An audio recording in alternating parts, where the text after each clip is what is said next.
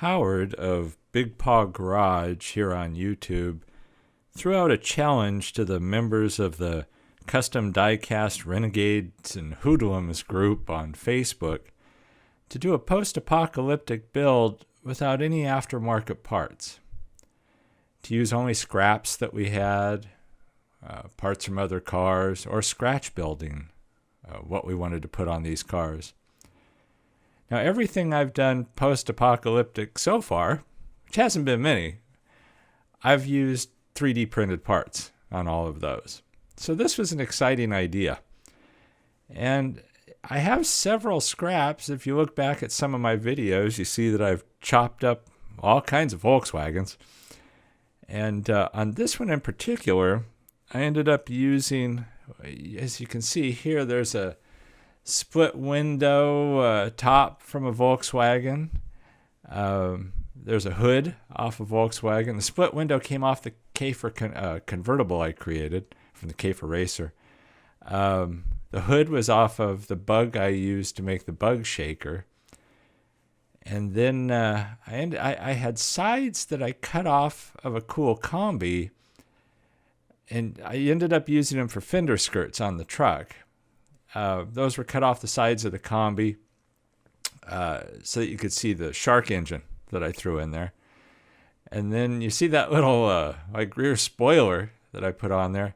That's actually the back door from a combi. I cut that off when I created a smoothie combi and didn't want that back door up in the air. So those are the parts I used, and then I decided to scratch build kind of a tank barrel for this thing. You can, when it comes to having different little styrene scraps, you can't go wrong, and Evergreen sells those kits of odds and ends, a variety of tubing sizes, and basically different size scraps of just sheet styrene. So you can't beat having those around. I threw some paper clips out there. I was going to try and figure out how to use paper clips.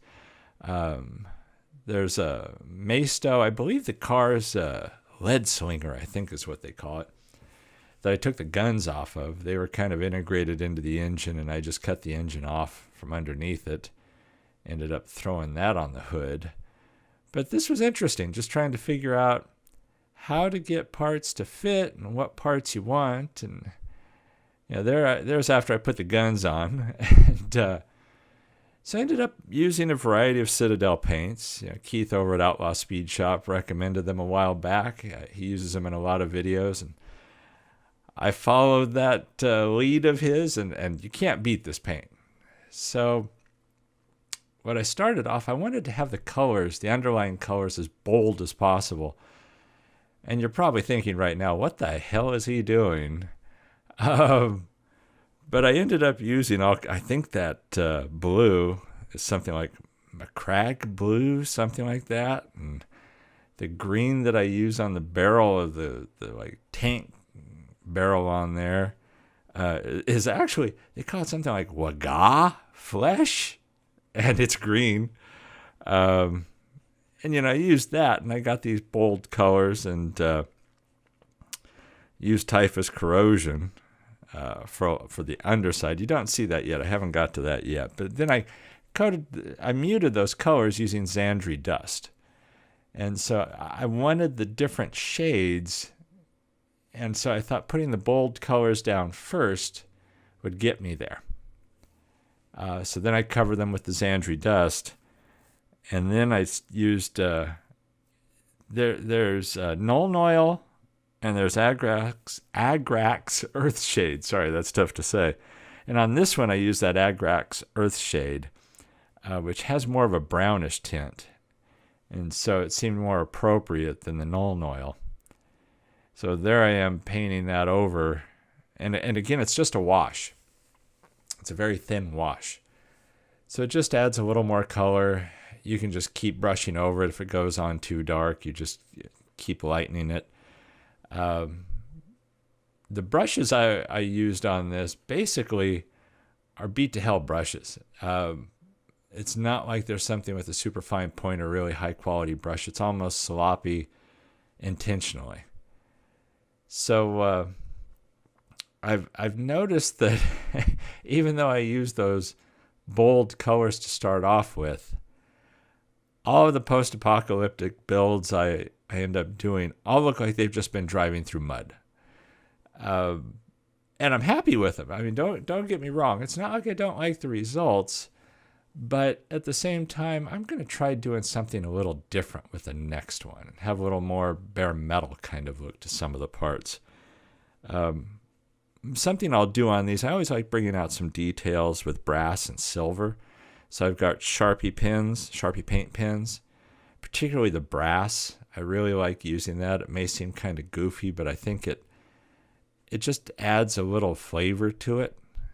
And I figure if you're going to polish anything, if you're out there, and come on, we're always going to polish something on our cars. So I think if there was something brass, we'd polish it. So here's where I ended up.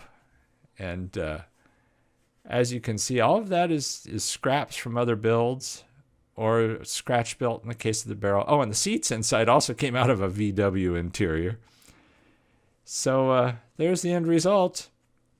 This was a fun challenge. This was different. Yeah, I'll use 3D parts in the future, but this was a good challenge. Something that, like making the gun, the tank barrel kind of thing, that was fun. That was a lot of fun. This whole build was fun. So I thank Howard for throwing that challenge out there. And hopefully you like this video. If you do, give it a like. Subscribe to the channel. There's going to be more of these builds in the future.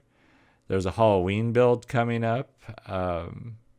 There's a few special projects coming up. So thanks for watching. Hope you enjoyed the video. And if you have any comments or suggestions, please feel free to leave them down below in the comment section. Love to hear what you all say. Thanks for watching.